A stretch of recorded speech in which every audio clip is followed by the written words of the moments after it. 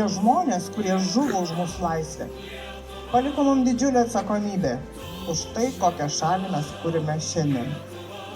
Taigi, su laisvė jūs ir te lygi į jūs.